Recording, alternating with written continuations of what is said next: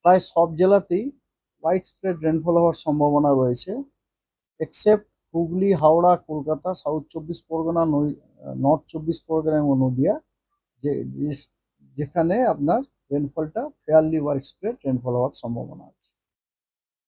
আগামীকাল পশ্চিমবঙ্গের সব জেলায় হোয়াইট স্প্রেড রেনফল হওয়ার সম্ভাবনা রয়েছে।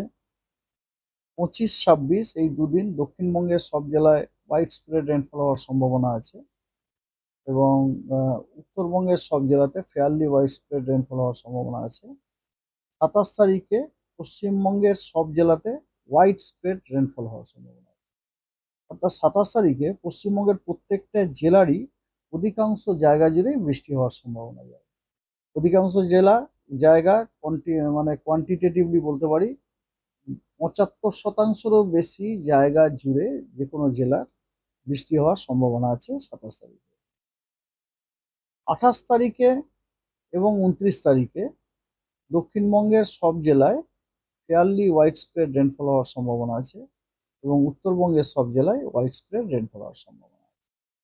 এবারে রেনফল ইন্টেন্সিটি, আজকে দক্ষিণবঙ্গের ভারী বৃষ্টির কোথাও সম্ভাবনা নেই, তবে দক্ষিণবঙ্গের অনেক জেলাতে বিক্ষিপ্তভাবে থান্ডারস্টর্ম, লাইটনিং এবং তার সাথে ঝোড়ো হাওয়া থাকার সম্ভাবনা রয়েছে 30 থেকে 40 কিলোমিটার ঘন্টায়, 30 থেকে 40 কিলোমিটার প্রতি ঘন্টা। সেই জেলাগুলো হলো আপনার দক্ষিণ চব্বিশ পরগনা, 2 মেদিনীপুর, বাঁকুড়া, পুরুলিয়া, 2 বর্ধমান, বীরভূম এবং মুর্শিদাবাদ। তবে উত্তরবঙ্গে জলপাইগুড়ি এবং আলিপুরদুয়ার এই 2 জেলাতে বিক্ষিপ্তভাবে ভারী থেকে অতি ভারী বর্ষণের সম্ভাবনা রয়েছে এবং এই জেলাগুলোতে জন্য আপনার কমলা সতর্কবার্তা জারি করা হয়েছে। আর দার্জিলিং, কালিম্পং এবং কোচবিহার এই 3টি জেলাতেও বিক্ষিপ্তভাবে ভারী বর্ষণের সম্ভাবনা আছে। 24 তারিখে দক্ষিণবঙ্গের বেশ কিছু জেলাতে আপনার থান্ডারস্টর্ম উইথ লাইটনিং হওয়ার সম্ভাবনা রয়েছে বিক্ষিপ্তভাবে, তার সাথে ঝোড়ো হাওয়া, এবং সেই জেলাগুলো হলো পুরুলিয়া, বাঁকুড়া, 2 মেদিনীপুর, দক্ষিণ চব্বিশ পরগনা, হাওড়া, হুগলি, কলকাতা এবং ঝাড়গ্রাম। ঠিক আছে।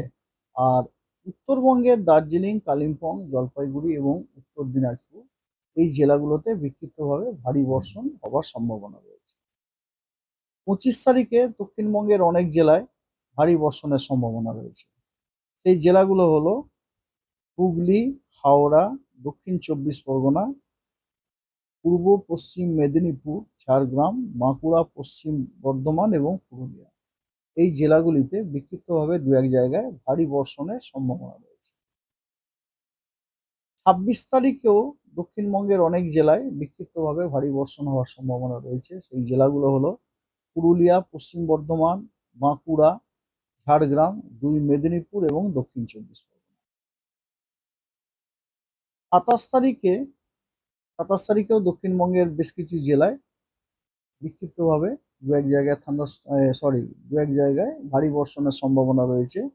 সেই জেলাগুলি হলো বীরভূম, 2 বর্ধমান, পুরুলিয়া, বাঁকুড়া এবং ঝাড়গ্রাম। এটা হচ্ছে 27 তারিখ। আর 27 তারিখে উত্তরবঙ্গের দার্জিলিং এবং কালিম্পং এই 2 জেলাতেও বিক্ষিপ্তভাবে ভারী বর্ষণ হওয়ার সম্ভাবনা রয়েছে। 28 এবং 29 এই দুদিন দক্ষিণবঙ্গের কোথাও ভারী বর্ষণের কোনো সতর্কবাণী দেওয়া হয়নি, তবে উত্তরবঙ্গের দার্জিলিং, কালিম্পং, জলপাইগুড়ি, আলিপুরদুয়ার এবং কোচবিহার এই 5টি জেলাতে বিক্ষিপ্তভাবে ভারী বর্ষণ হওয়ার সম্ভাবনা রয়েছে।